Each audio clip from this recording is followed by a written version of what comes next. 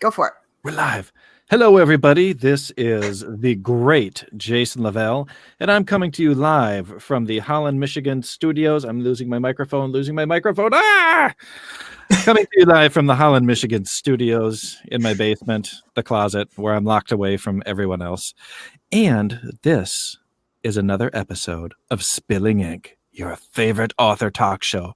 I'm sorry, Joe. I'm sorry, Josh, and the other Josh. And Christy, this is everyone's favorite. They love us.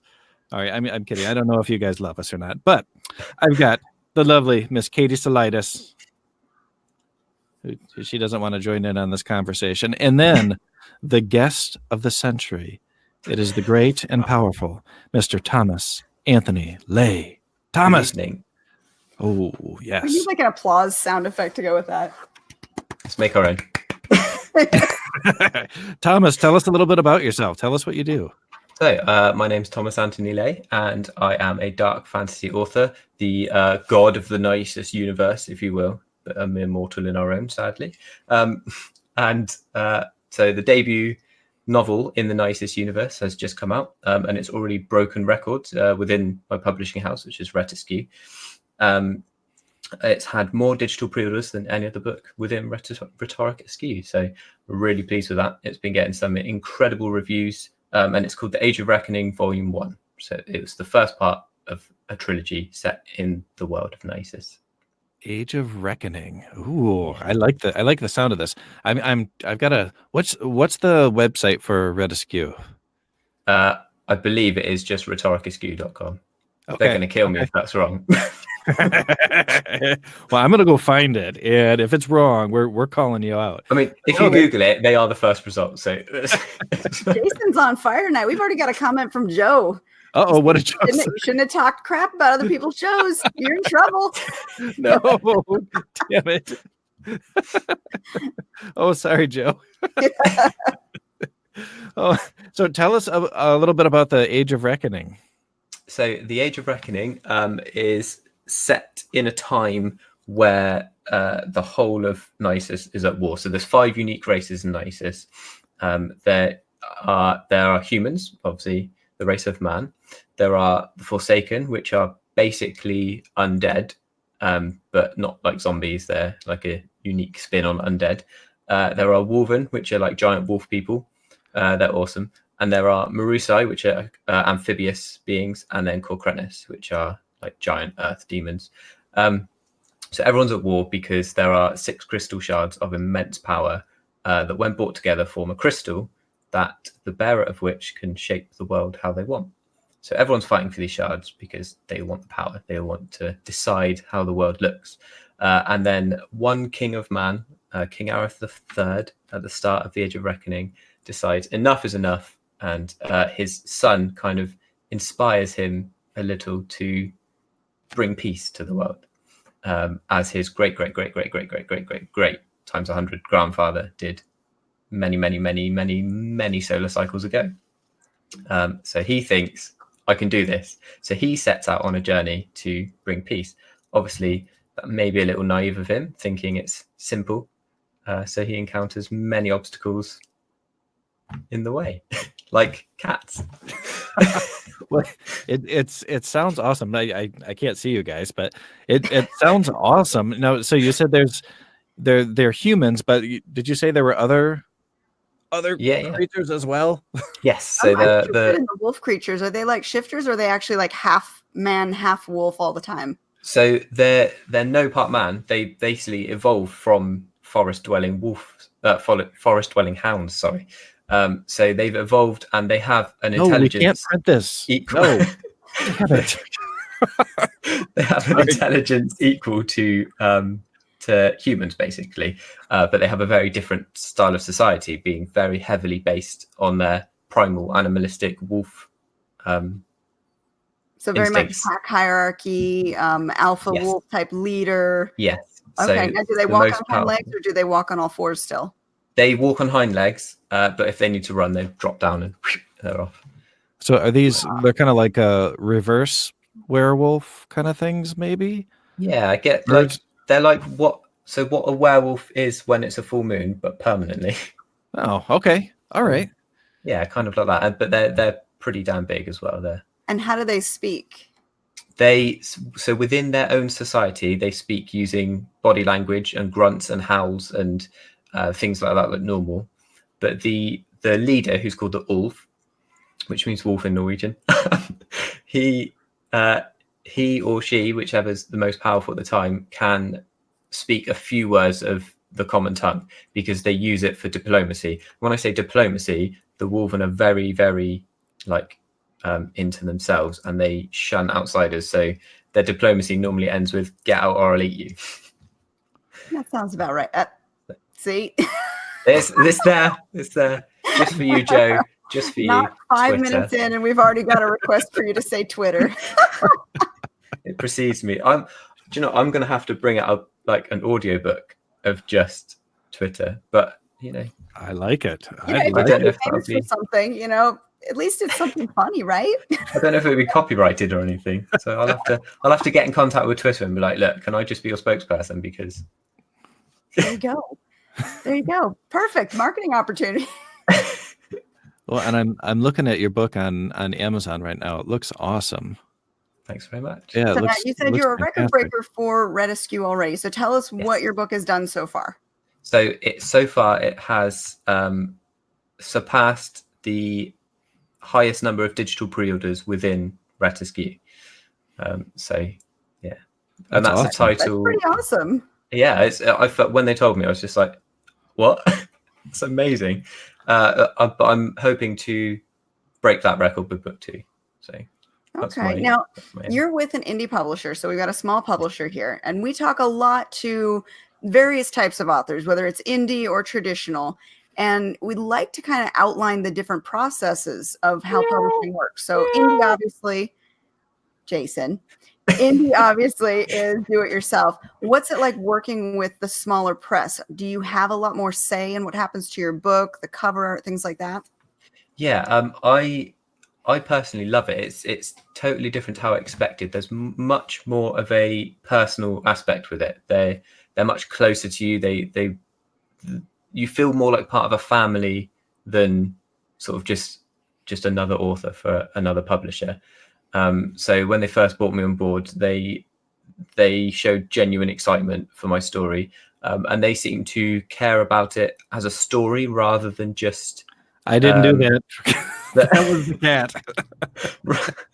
Rather than just a like another selling platform for them, which I feel like a lot of big publishers, like the Big Five, for instance, will be like, oh, okay, this is another one of our things to sell. They seem genuinely passionate about the story, and I'm working at the minute with Dusty on editing it again, ready for the print, just to make sure it's absolutely the best it can possibly be, which is amazing. And they just sort of bring new ideas to the table as well. And as you're saying with the set, I definitely feel like I've got much more say in what happens rather than it being carted off to editors and they're like, this is how it's going to be now. So none of the story has changed from my submission draft. None of the story at all. It's all kept exactly how I've visioned it and how I've wrote it.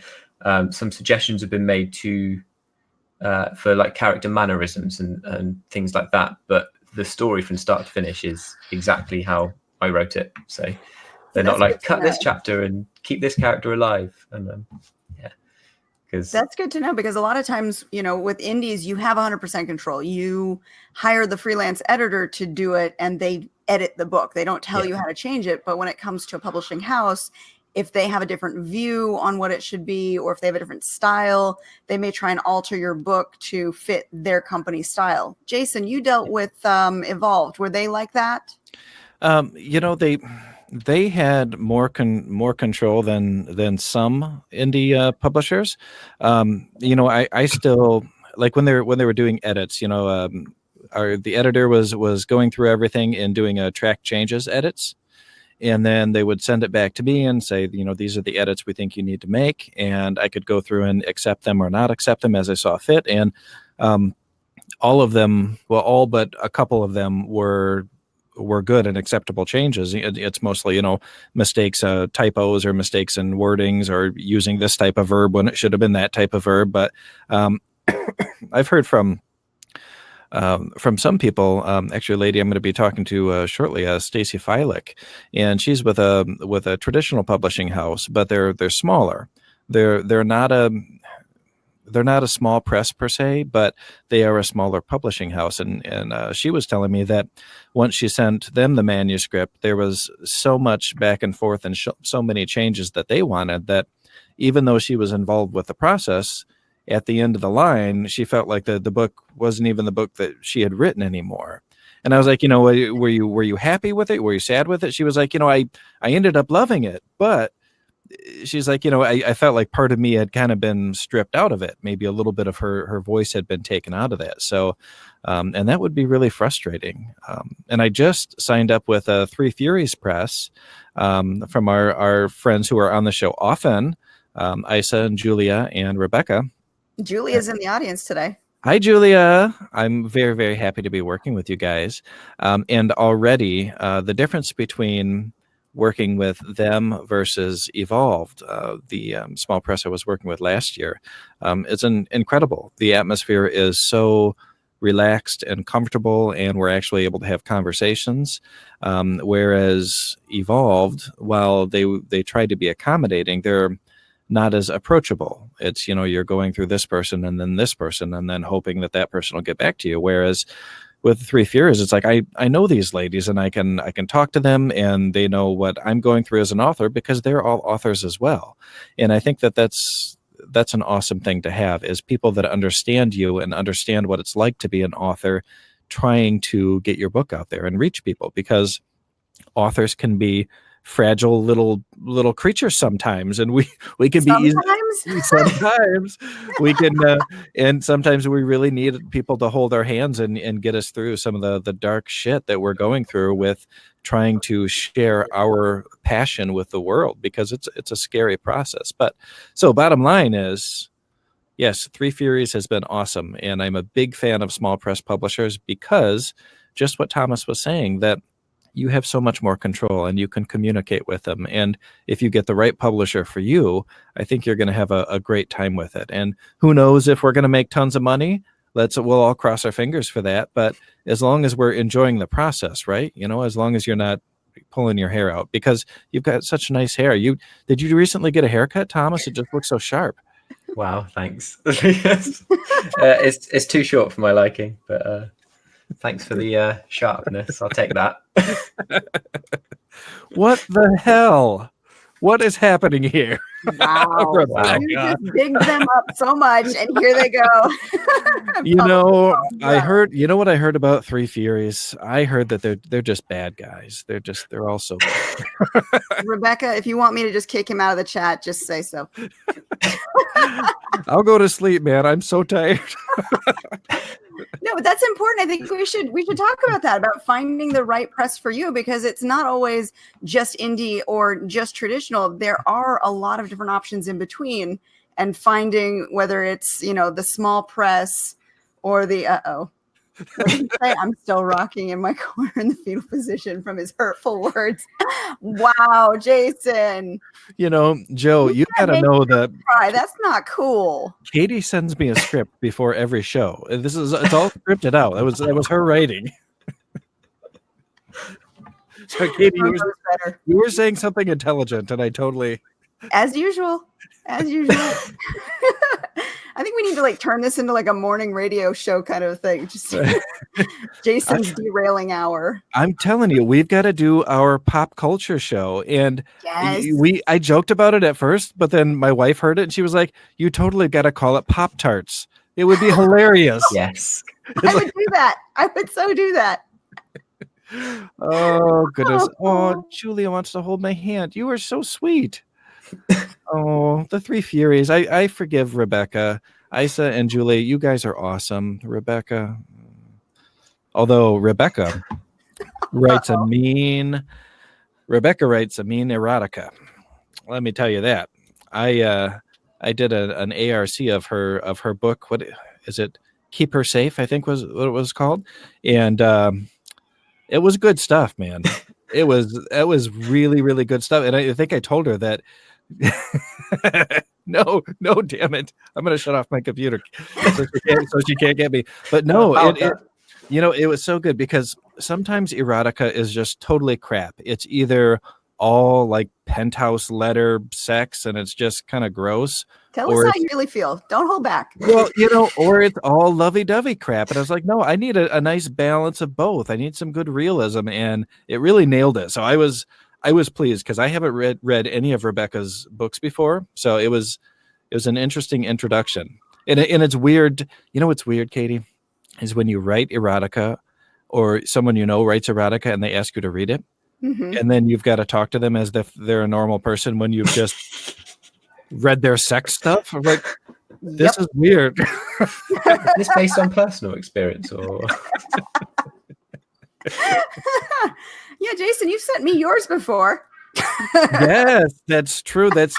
I did some. You know what? I'm gonna keep going with those. I'm gonna keep writing them in secret, and then I'll publish them under that pen name. Oh, I don't know. Yeah, it's weird. You know what the most awkward thing ever was back at that time when I wrote the first one. My mom was still doing a lot of editing for me because she was an English teacher for 30 years, and it's like, well, fuck, great editor, right? Well, it was not a good idea to send her erotica. It was not. Yeah, Jason. Things haven't been the same since 2014. Okay. You know what my pen name is, right? I do. And you know what I write under the pen name, right? I do. My dad reads everything I write. That's so weird. I mean, not to be gross, but I mean, let's be real here. He's over there next door in his house next door in his darkened bedroom with just his little book light on, reading your erotica while you're next door. Yeah. So Thomas, how's it going? That's called support. That is. That's family support. He's reading it again. Oh, I've got. Oh, and no, and he's so proud too. It's even worse because he's telling all of his friends, "Have you read my daughter's work?" And I'm like, "Oh dear God, stop!" That's amazing. Just own it. Just like, yeah. Oh shit! What were you talking about, Katie? You were talking about what were you talking about? Indie presses. Indie presses. The different ways that you can publish. So Thomas, tell us about how you feel about your publisher now. I love them. I'll be honest. I had no idea when I sort of got into this business that indie publishers were a thing. I genuinely didn't know. In my head, I had my spreadsheet of agents that I had to query. I had the agency and then the agent name and the date I sent the query off, and when I had to chase it up, and then whether it was a rejection, yes, whether it was not a rejection, never. And I had I was color coding them, so it was like red as I was going down the list, and I sort of happened across Pitmad on Twitter, and I was like, yeah, I'll give this a go. Well, why not? And then obviously Rescue liked my tweet, and then I looked at them and I was like, that's interesting. I didn't know that this kind of publisher existed. So I did a little bit of research, and then I was like, hell, I'm going to send them my manuscript. This is awesome. So I sent it to them, and they loved it. So I was like, I'm so glad I found out. That's awesome, man. That's pretty cool. And not everybody knows about Pitmad. Can you explain that to the audience who don't know? Yeah, so Pitmad is a pitch wars on Twitter. There we go, Joe, just for you. It's where you can basically write. Wait, where is it? Where is it hosted again? It's on Twitter. Twitter. Oh. I should do an audiobook erotica just for you, Jason. I think. Yeah, just of me saying Twitter over and over again in very sultry voices. I'd listen. Yeah, I know. There could be some money in this. I'll give it a go. I've got a good mic. I'll try it. Twitter. Damn, dude, Katie, are you pregnant? What the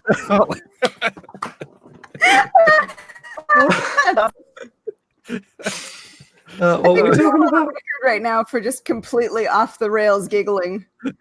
Wow. Well, you know what the funny thing is that before we went on air, Thomas, you were telling us that Jane, you're hired for Jane. She's in 100% 100%. No, but I'll take it. That's our wayward co-host. So she was supposed to be here. She's here in spirit. But you told us that your accent is actually not good where you're from. You said you sound like a farmer? Yeah, absolutely. I try my hardest to not speak like the people from where I'm from. It's going to offend every single person in the Southwest now. But because I imagine it's sort of like the equivalent of what the Texan accent might sound like to people not from Texas. I can't make the direct comparison because I don't know how you guys feel about that, but definitely other people from other places in the UK can't take us seriously in Somerset, like especially if we're in a high up job, like a hotel concierge or something like that. And it's just like you're just a farmer, you're not a concierge. So I'll break into what people down here actually sound like. And I'm trying to tame my accent away. But so if you're speaking to them, a lot of my family sound like this. So they'll go, "You right? How's it going? What have you been up to recently? Been mowing the lawns?" It's just like sexiest farmers on earth. Holy shit! Yeah. It's not an accent that I like to put across. But I get that. I grew up in Texas, so I actually lost my accent immediately upon moving to Vegas because I was picked on for that exact reason. So you try and tame it out, and it's just So but the minute you step back into your home turf, it comes right back. You can't even stop it, which is hard. Yeah, and I live it, and it depends who I'm talking to. And my other half is she laughs at me sometimes because if I'm talking to like you guys, to anyone else, it's my posh voice. And I often get called a posh farmer because I do try and keep as well spoken as I can to get rid of the accent. But I need to find a way to use that term somewhere. Posh farmer. Posh farmer. As soon as I talk to like one of my uncles, it goes. And it's and she just laughs at me because Well, Katie has totally derailed you once again, but you were telling us about Pit Matt, I think. Oh, weren't you? Yeah, Pitch Wars. That's it. Sorry, Twitter peeps. But so Pitch Wars on Twitter is where you basically get 3 tweets throughout the day, and you write a pitch for your story within 1 tweet, and it's advised that you space your 3 tweets out through the day. And if an agent or a publisher likes your tweet, it means that they want you to submit to them. It means they're interested and they want you to submit. So you give it your best shot. You plan out your 3 tweets and what you're going to say. And I only needed 2. Well, I only did 1. They liked the first one. I'm really excited. But I tweeted twice. So I had 2 different hooks. I had one that was more of an enticing hook, like, can the king succeed on his journey? And then I had a more factual of Naeisus is a dark fantasy. So I had 2 different types of hook to experiment with. And it was the less factual one. I mean, it's still factual, but I mean, it's the more enticing one that got the like. And the other one, it didn't get a like. So, do you have a copy of those tweets on hand? I don't. I would have to scroll back through my Twitter. Damn it. I was going to have you do your best radio announcer voice to repeat the tweets for us. I can do my book pitch in my do it. Naeisus is a shit. What was it? So Naeisus is a lore-rich, character-driven dark fantasy, sure to grip you from page 1. I like it. I like it. Nice. Well, and as Jane would say, you're hired. Yes. Well, and speaking of Jane actually asked a question, and Jane, we're gonna get your question now. Why won't that let me? There we go. Jane Taylor asks if there are any mistakes you made early on that you want to share with other authors, like things on the not to do list, kind of like the naughty list, only for authors. Ooh, authors behaving badly. Yeah, we all do, don't we? Right.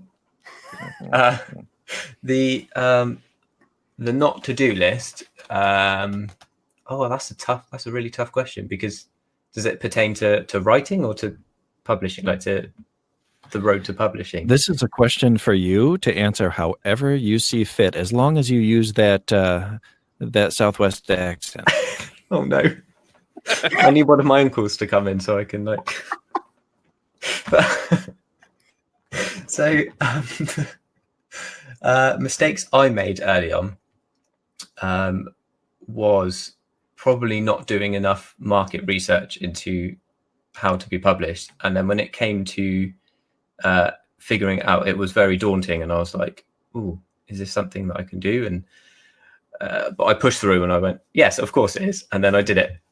But it was I could have eliminated that sort of anxiety and how daunting it was by researching the ways about it, and maybe I'd have found out about indie publishers sooner and been a little bit more relaxed to publishing. As to writing, I don't know. I feel like I've researched things quite well, and I learned from other people's mistakes. So I did pay for a professional editor before I started submitting it. I know a lot of people wouldn't do that, but I think that's probably quite a vital step. It's definitely at least have someone else look over it, because as the writer, you know what you're supposed to be seeing, you know what you're supposed to be reading, whereas someone else can't. They're not in your head, so they don't know. So that they've just got your words on the page. They don't know what's in your head. So you need to make sure that's coming across exactly how you intend it to come across. So I'd say that's a mistake that I haven't made, to not sound like, not to blow my own trumpet, but I think that it's quite a common mistake. Did you use beta readers at all? Yes, I've got a very solid team of beta readers who are my favorites. They're like amazing. My boss is one of them, and he is also my biggest fan. Everything I do, he's like, "Oh, can I?" So the other day, I've been reworking the timings and the distances on my map. So I printed out an A3 sheet of my map with a grid pattern, and I was scribbling all over it to work out the timings. And I probably shouldn't have been this, but I was doing this at work. Keep that between us. And no one will ever hear that. Don't worry about it. And he sort of looked over, and he was like, can I have that map when you're done? And I was like, what? I'm literally just scribbling stuff on it. And he was like, yeah, but I want to add it to my collection of like concept arts and stuff.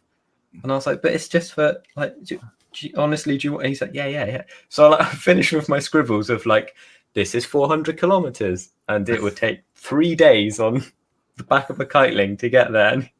And you know, it's just like, there you go. You know that awesome, your first fanboy. Yeah, amazing. Yeah. Well, and you know what? That's smart, because when you hit it big, that shit's going to be worth a ton of freaking money. Yeah, I think that's why he's doing it. So he's Jane's admitting to it too. Definitely, Jane. It's definitely slow days. There are some Jane, days. Starting Monday, you and I. Starting Monday, I'll be done. I promise. Yeah. Are you writing right now, or are you editing, Katie? I'm doing spot revisions. I sent my beta readers out the final, and I got back some notes. So there's different spots that I've got to fix that I didn't really go through with a fine-tooth comb. So now I'm trying to desperately race to the finish, staying up till 2 or 3 in the morning to go over chapters so that I can put this one to bed so I can start on the next project.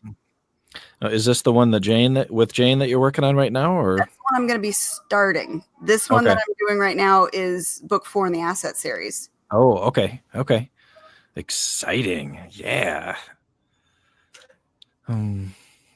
Yeah. All right. Had to go yell at kids. Oh man, look at need to come climb on top of me, so I have to hold them back at bay. Remember, I'm still in the living room here. Look at all these comments. Holy cow. Why are most of them so negative toward me? That's no good. Why is she mad at you? It's that opener. Definitely the opener.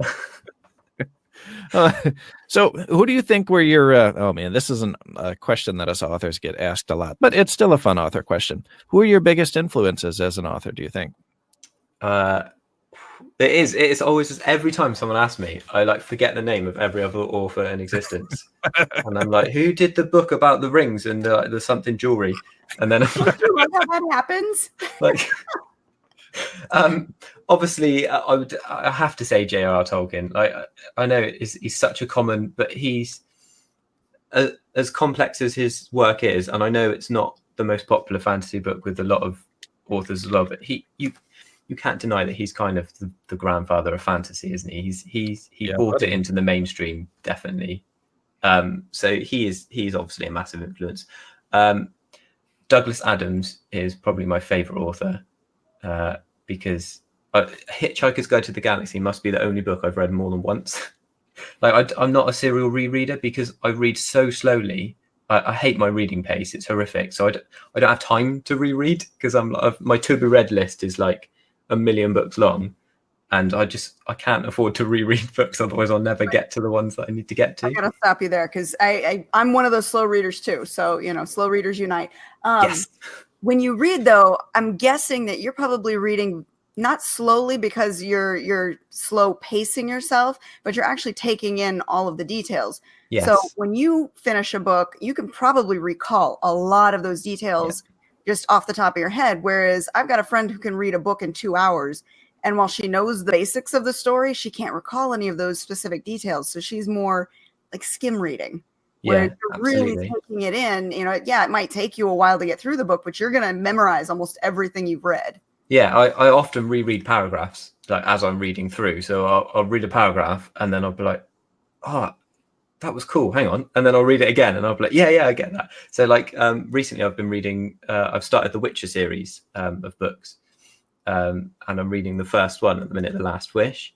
And I'm about halfway through, but because my boss is really into The Witcher as well, I go back to him, I tell him everything that's happened so far in the book, and I'm like, oh, and I've met Princess Pavetta, and she did this, and she did this, and this happened. Like, so yeah, like, exactly like you said, I can recall everything. But going back to the influences, Douglas Adams with the Hitchhiker. I'm looking this way because my bookshelf is there, so I'm looking for. But I'm just like, who else? The Hitchhiker's Guide to the Galaxy. I've definitely read. I think I've read about 3 or 4 times that book because it just has me in stitches. And I know it's sci-fi rather than fantasy, but like his writing style and the things he comes up with is genius. Like in the second one, where they go to the restaurant at the end of the universe, he like invents his own tents because you can meet your future self there as your past self in the present, and you need to be able to speak in the correct tense to make sure everything works out. So he invents, like, there's just a paragraph on this tense that he's invented, and it obviously it's complete nonsense, but it's hilarious. It's just really good. It's pure creativity is what it is. And that's an amazing thing. And I'm a slow reader too, because I've got to have all the details, unless it's something that I don't want to read. And then I'm just like, okay, I can skim this page, glance at names, and then be done with it. But yeah, if you can't get the details, I don't know. But then there's like Jane here said she read The Stand in 1 day, and that's like a year-long project for me. Yeah, she writes super fast too. I'm scared working with her. You think I write fast? Oh my God, she's gonna be mad at me. She's gonna be like thinking I'm a snail or something. I beta read for her, and I probably beta read at least 3 books from her in the time it takes me to write 1 book. Wow. Well, I can write fairly quickly if I've got a partner and you're like going back and forth and you're charged up and you've got the ideas going. But if you just like leave me on my own, it's like I'll mosey along this story for a year and get there eventually. I'm like a hobbit, I take the long way instead of taking the eagles straight to the volcano. No, I'm just gonna chill. I'm gonna take the long way. Yeah, anyhow, that's a big problem I have with that story, and I love Tolkien. I really do, but why the hell didn't they just take the eagles the whole way? I don't want to be nerdy, but it has been explained, but I honestly wouldn't be able to recount the explanation to you. Come on! But it was something to do with them being from. I'm going to get pounced on now by super nerds who actually know like the full.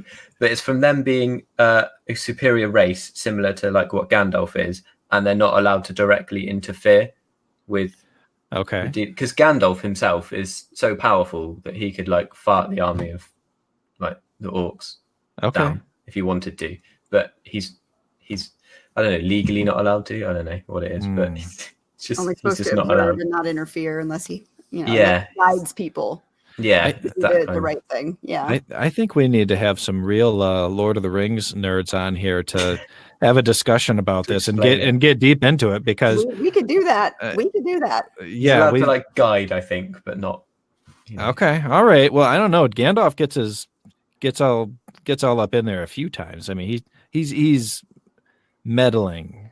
Yeah, but this is what I don't. So Gandalf and Sauron are the same, as far as I know. They're from the same race of people. They Just are. how- They're different levels, though. Yeah. And that's why Gandalf becomes Gandalf the White after he essentially sacrifices himself to allow the group to continue. But then Sauron interferes directly. Who's stopping him? Where's the law? Well, I've been called out. Somebody is wrong. Hey, we actually have a real question, guys. Uh-oh. Like a for real question. Look at that. How long does it take you to write a novel from start to finish? Beta readers, edits, and so on. That's like the whole shebang right there. For me, it's about a year to write the book, and then working with the editor back and forth, probably 3 or 4 months. So almost a year and a half. That seems reasonable. My first book was 10 years, but that was a very different process because I was 16 when I started, so I was finding my feet as well. So it ended up being scrapped and rewritten. Yeah, it was just scrapped and rewritten like 20 times.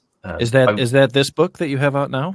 Yeah. The original draft. I wish I still had it, but I deleted it in a cringe session when I read back over it. But it was completely different. Like it wasn't even in the same world. It was, and I basically got to a point where I thought, right, I'm going to take this properly seriously.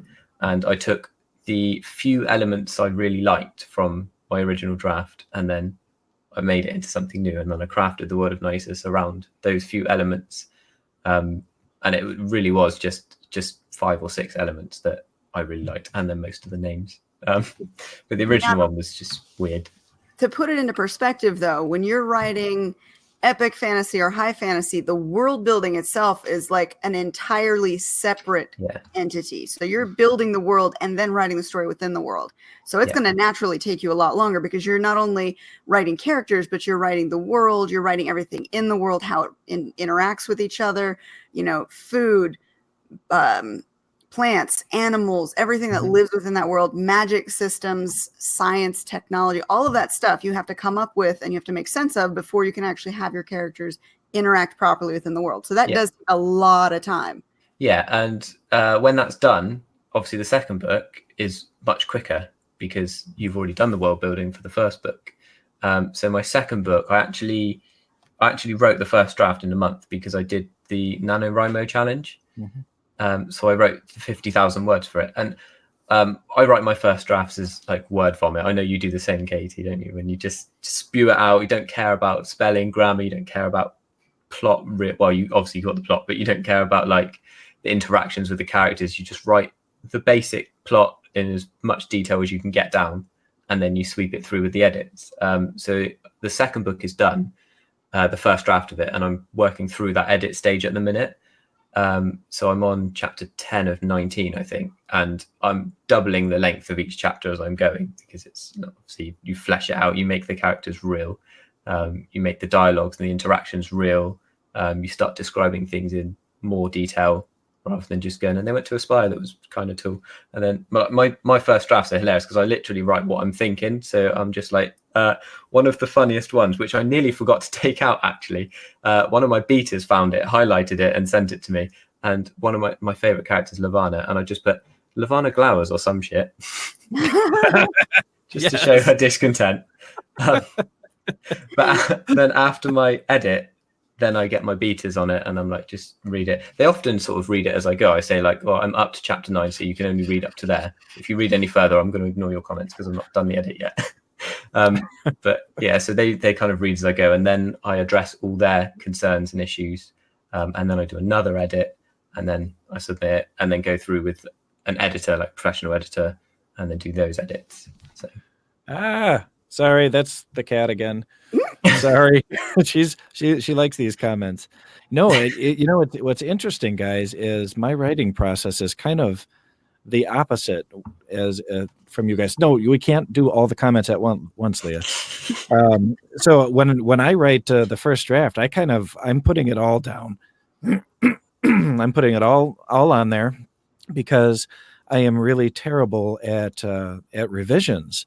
So once I get everything down there, I go through, and on my revision pass, I'm basically just fixing crappy sentences and fixing paragraphs that aren't where they should be, or maybe 10 pages where it's just one big long block paragraph. That's a freaking nightmare to deal with when you get stuck in that loop. But yeah, so I try to write as much as I can the first time around when I really feel that inspired spark going on, and then after I go through and do my revision pass, I send it off to a couple of really trusted friends, and one of them will send it back and suggest a few things, and then it goes off to the real editor, and a lot of times she will tell me, hey, we're missing this or this in this scene. And the cool thing about the editor I use a lot, Jessica West, is that she's not only editing the manuscript, but she's really looking at some of the higher concept stuff as well, where you have this theme going on, or I see what you're trying to do here, but we're not quite getting it. We need a little bit more of this here for it to really come through for the readers. And I think that's extremely important for especially us indie authors that might not have a huge team of editors behind us, to have an editor that knows you very well and knows your work, knows your style, loves what you do. That way they can really tell you, okay, I know what we're trying to do here. Let's make it happen. And here are some of the changes that I can suggest to do that. Because otherwise, if you're just looking at grammar and punctuation and spelling, you might be missing a huge plot hole that your readers are going to be like, what the hell's happening here? And like, well, the universe doesn't make sense. That's just the way it is.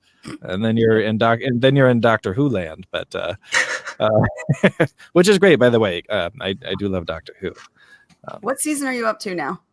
I am on the first season of Capaldi. It's Capaldi, right? That's his name? Yeah. Yep. I'm still on the first season of Capaldi. I tried to start the new season with the Lady Doctor, and no. And yeah, and I watched a couple episodes and I was like, no, this feels wrong. I've got to go back. I guilted myself into going back. So even though she seems awesome and I want to watch more of her, but she's interesting. But I don't know if you saw the article that I wrote for First Comics News. I didn't read that one because I was worried there were spoilers in it. There wasn't really spoilers, but I wanted to draw attention to the fact that what they did wrong with that season had nothing to do with whether or not it was Jodie as the Doctor. It had to do with the fact that they wiped the slate completely clean and didn't give us any of our familiar elements. And so it felt like watching not the actual show, but a spin-off. Oh, and it wasn't until we got to the season finale where they actually brought the Daleks back in that it was like, oh, this is something familiar. This is Doctor Who. Okay. And then it started to feel okay. But it had nothing to do with whether or not it was Jodie as the Doctor. I don't care if it's a man or a woman in the role. You got to make it feel like Doctor Who too. You've got to have those familiar elements. And they not only changed the TARDIS, changed the Doctor, changed the companions, changed all the scenery. It was like a brand new show. Okay. Interesting. Well, we have a question from Joe. Actually, for me, I have a question for Jason. What have you learned or picked up from doing readings of other authors for your podcast? Wow, Joe, dude, that's a great frickin' question. I was learning something just this morning when I did a show with a great author over another UK author, and reading her short story, I was really kind of creeped out and chilled by a particular scene. And so I went back and I kind of picked the scene apart as an editor, trying to figure out, why was this so effective? And it was the way she used sight and sound and feel and taste. And she used them very, very well. She made sure she was using them in every single scene so that your whole body felt like it was really immersed in that. And these are all lessons that we're taught as authors or as writers of any kind, even from a young age. But it was a lesson for me and just how to use them effectively. And I've read so many authors' works now for the show, both long and short, and I really like how people craft their short stories, because it really is a difficult it's a difficult length, the under 10,000 words length, to make a story work and to really get something across to your readers. And some of them are just kind of bone chilling, and other ones make you feel uplifted. But the whole time I'm reading them, I'm taking notes on how they structure their stories so that I can do a better job structuring mine. And then I will have to say that one of the last authors I read, his story made me sing during the narration. I was not a fan. If you are an author and you want to submit to the Raven, do not send me a story in which I have to sing. I will not be happy with you ever again. I need to hear this. I really need to hear this. Oh my gosh, it was horrible. The story was fantastic. It was so good. And then the stupid singing part. Oh my God, I was terrible. But Joe, that episode is airing. I need to hear this. it's already out there. It's the Christmas for Evangeline. I think the author was C. Courtney Joyner. But super cool story if you get past my singing. I know what I'm doing after the show. I don't want to miss out my ringtone too. Yes, and the Christmas song too. Wonderful. But so Joe, I don't. If I had more time, I could probably give you a better answer to that. But mostly, what I'm doing is I'm watching how they craft their fiction and trying to soak that in and add it to my own toolkit so that I can use it, so that I can use them to make me better. Yeah. Okay. That's one of the best ways to learn, though, is by example, seeing others' successes and sometimes their failures and learning what not to do or learning the best practices. I'm assuming that this is Rebecca's recipe for writing cattle prods, cookies, and whiskey. All right. 2 out of 3 of those. There's the secrets to success, everybody. Write them down. You're going to have to unclick that because the cat is laying on the click button. I think we just need to let the cat run the board from now on. This is great. She's laying on the keyboard and my hand, so I'm stuck here. I hope that's the one that YouTube chooses to use as our photo. Yes. It randomly picks the thumbnail, and sometimes you get the best facial expressions, or just catch somebody in the middle of doing something really stupid. I hope that's the one it picks this time. So, Thomas, before the show, you were graciously teaching us a little bit of Cockney rhyming slang. Yes. Yeah. So that's fantastic. Wow. I just feel so like this is what it's like to be famous. So Thomas, teach us again a little bit about this Cockney rhyming slang. Okay, so I'm definitely getting attacked by every Cockney who watches this, but because I'm not. So Cockneys are from people in and around certain areas of London, and they have their own language, and it's called Cockney rhyming slang. And so for example, stairs is apples and pears, because pears rhymes with stairs, but quite often you don't say the second word in the rhyming pair. So you'll say apples. So if you need to say I'm going upstairs, you'll say I'm going up the apples. And it's your job in Cockney rhyme. It's a very intelligent means of communication when they're trying to like hide things from prying ears. And I'm sure that's why it was originally invented. So it's down to the other person to figure out the second word and then what rhymes with the second word to get what they're talking about. So some more examples is, so an example sentence is, and if you can figure this out, bonus points. We're going down the rub for a ruby. Sorry, let me say that in Cockney. We're going down the rub for a ruby. You're going down the pub for a boob. Ooh, pub, you got pub. Okay, we're going down to the pub for a ruby. You said ruby? Yeah. Beer. What rhyme? What would you do at a pub? It would be the second word. So the pub bit was rub because it's rubber dub dub. Okay, all right. So the pub is the rubber dub dub. Ruby. I don't know. I'm lost. Tell us. So it's Ruby Murray. What's Ruby Murray mean? A curry. Oh, okay. Yeah, I would never catch on. I would never. So if you were a police officer listening in to a Cockney conversation, you'd be like, I don't know what they're on about. I think they're drunk. There's that scene. Have you seen Austin Powers Goldmember? Yeah. So it's the scene where him and his father meet. And, he's like, if you're going to talk dirty in front of these American girls, at least talk English. And they go, all right, my son. And that whole scene is a Cockney rhyming slang scene. So if you want, and then that's where even the subtitles get confused. And the subtitles are like question mark, question mark, question mark, question mark. So, yeah, if you want a good example of Cockney sentences, that's the perfect scene to watch. Okay. Heading to YouTube right after this to go look at that scene. What about movies like Lock, Stock, and Two Smoking Barrels, or Layer Cake, or Snatch? Those kind of movies. That's what we think of as, that's kind like, of over there. Gang warfare, London.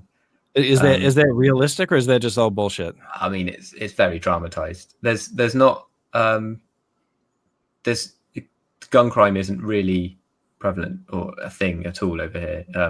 Well, it is here. Yeah, because we're the weirdos. We've got the whole of the rest of the world looks at us like we're weirdos for that.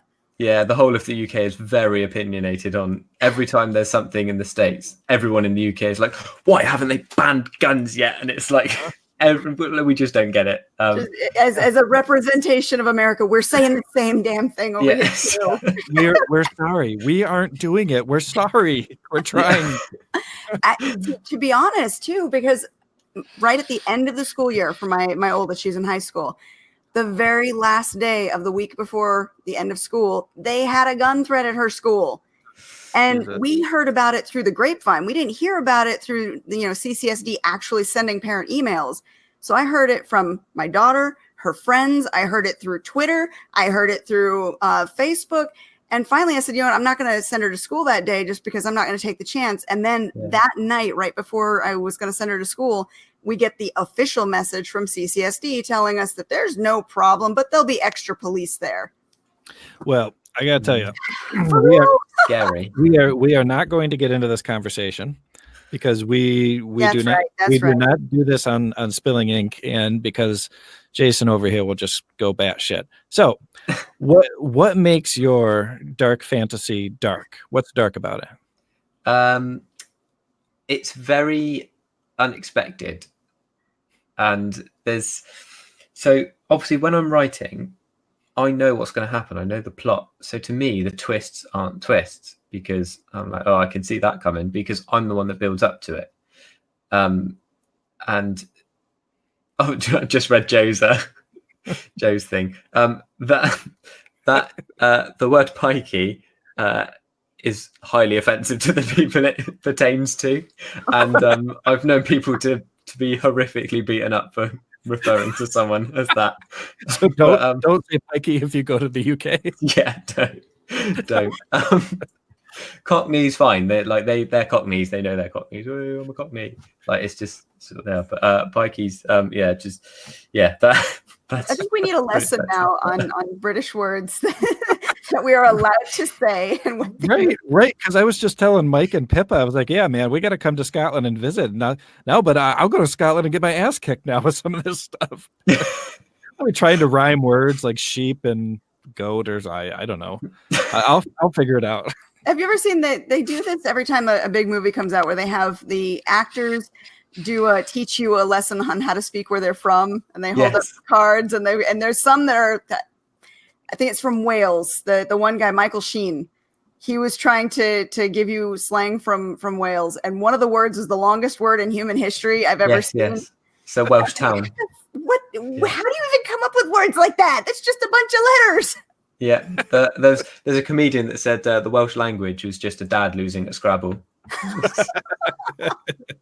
Oh, if you want a really funny clip on that, so go to YouTube. There's a comedian over here called Greg Davis, and he is so funny. He's one of the funniest men I know, because he's the comedian that seems like he is just a funny man. Like he's not writing jokes and telling jokes. He's just being himself, and he's hilarious. But he's with Taylor Lautner, and they're really good friends because they did a TV show together. Taylor came over here and did worked on a show called Cuckoo with him, which was really funny.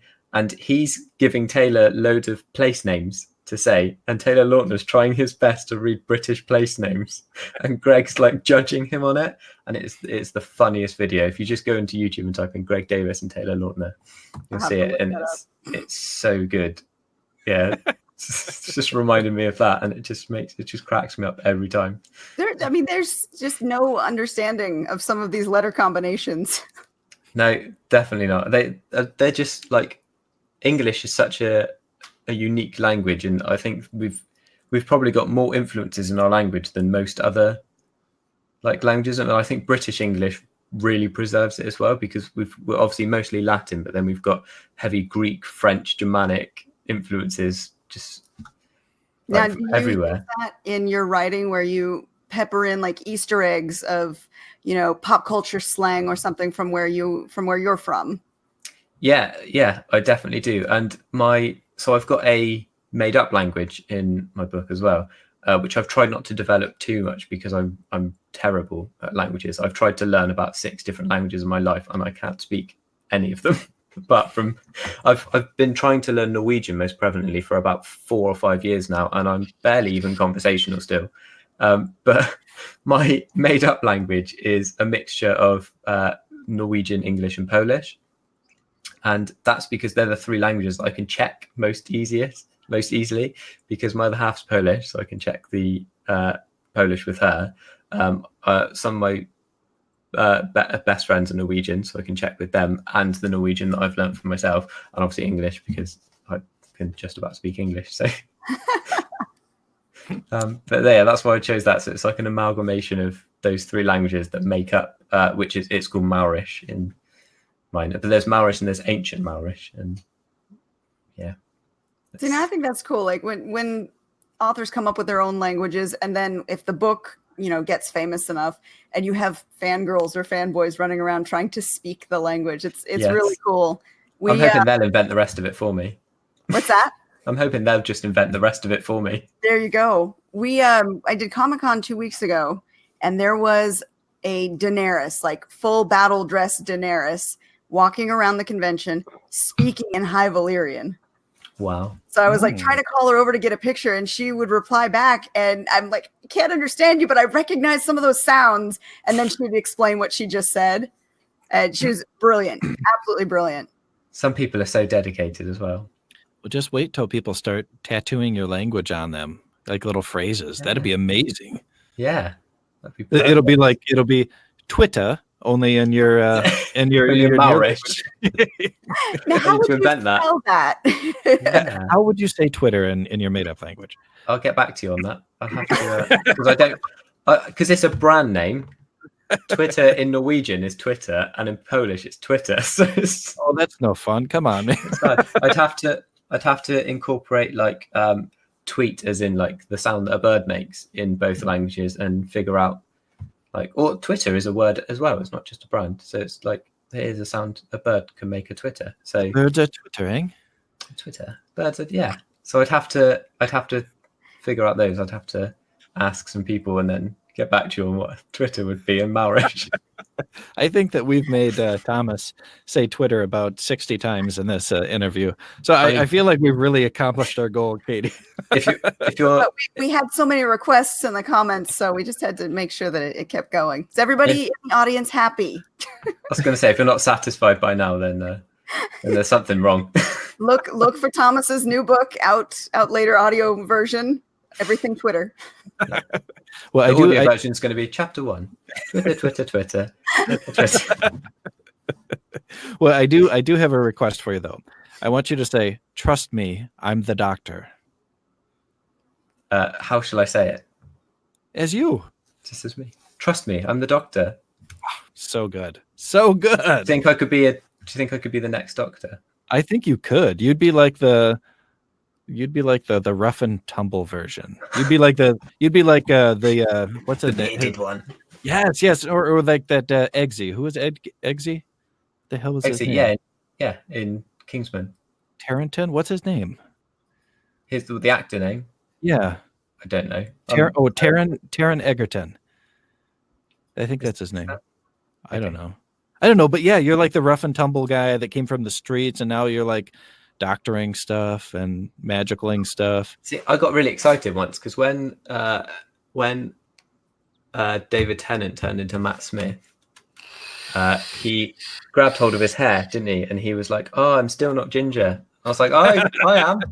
I could be the Doctor." Yes. That's what I was doing at the convention because I couldn't get my hair blonde enough to do Jodie's Doctor. And so I just ran around. I was like, look, finally a ginger. Exactly. They need one. So, okay, favorite Doctor? Matt Smith. Matt Smith. Okay. Just no hesitation. Just I'm Camp 10. Amazing. I just absolutely loved him. And I loved Eccleston before him. I wish he'd had a chance to have another season. He was a really cool, gritty, but very heartfelt Doctor. Yeah, he was like the biker. He had his leather jacket and everything. Yeah, but he had like those really poignant scenes where you could see he really wanted people to live and he didn't want to see anything destroyed, even though he looks like this big, burly, bad guy. I love that. He's a great actor. Yeah, he's good. And he plays a really good bad guy in a couple movies. He's got that look about him. He's got that really severe face, but he's good. I like him a lot. But David Tennant he was brilliant in Good Omens. Holy shit. Physical comedy. I love the way he moves. Yeah. And put him and Michael Sheen together. Oh my God. That was amazing. Absolutely wonderful. For the last two Doctors, I've been gunning for Idris Elba to play. Oh, he'd be awesome too. Oh, he's so good. Yeah. So good. Good. He's amazing. I don't know if he's like too famous for that now though. But I don't know. He would be amazing. The Doctor's kind of such a prestigious role now that it might, bring, at least for a season or so, bring in, that major talent because you want to be that iconic character. Yeah. He could cameo as a future Doctor because obviously like John Hurt cameoed in one episode as a version of the Doctor, didn't he? So I still need to see John Barrowman come back, especially now that we've got Jodie Whittaker, and have him just flirt with her for a minute and have her shut him down. I need to see that.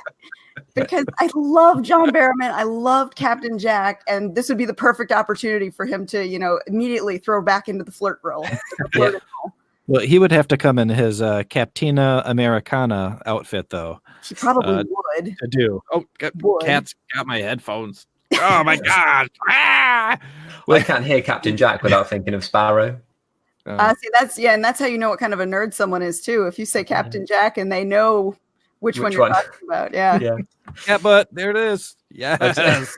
Well done, Kat. Well done. And I have to say, Jason, I chickened out yet again. On he what? was at Phoenix Comic-Con, and I could not drum up the courage to try and present my card and say, I'd love to get you on Spilling Ink. No, you know what? All you need to do, just throw yourself at him. Throw yourself at his feet. I am such a coward. I'm a freaking coward in person. If I don't have my wingman there to help me, I can't do it. Oh, I understand. I have to have my wife with me to do pretty much anything. Like I can be brave as long as I've got my wingman. So I hear you completely. I do. Yeah. Well, all right, guys, we're at the end of our time now. We're a little bit over time, actually. I think this was a good chat. We talk about a lot of serious issues and got a lot of stuff out in the open there for everyone, and that was good. It was good stuff. And the line for this one will be Twitter. Quick, someone type it, and hopefully YouTube will select it. Don't say pikey. That's what I've learned. When you're in England. We need to have you back. And seriously, give us a list of words so we know what we're allowed to say and what we're not allowed to say. But that means I'll have to say them all on air. So then I'll just have pitchforks outside. It's true. You said all of these things. But because we're British, they'd form an orderly queue. And then I would just have to. They won't complain. They'll give you the stern look. Yeah. I'll have a queue of people just like outside my house. I can't believe you called that guy from the bar a pikey bastard. That wasn't very polite of you. Oh. All right, guys. It is time for this show to end. It has been a really great time, and thank you, Leah, for clicking on another comment there. So it's been great, guys. We're so glad that you joined us. Thank you so much for all the comments. We love them and the questions. Make sure that if you see this video on YouTube, you click like or subscribe. If you see it on podcast form, you click like and subscribe. And on Facebook, share it. Just share it to everybody. That's even right. if they don't want it, send it to them. All right. Good night, everybody. We'll see you next week. All right. Bye, guys. Good time.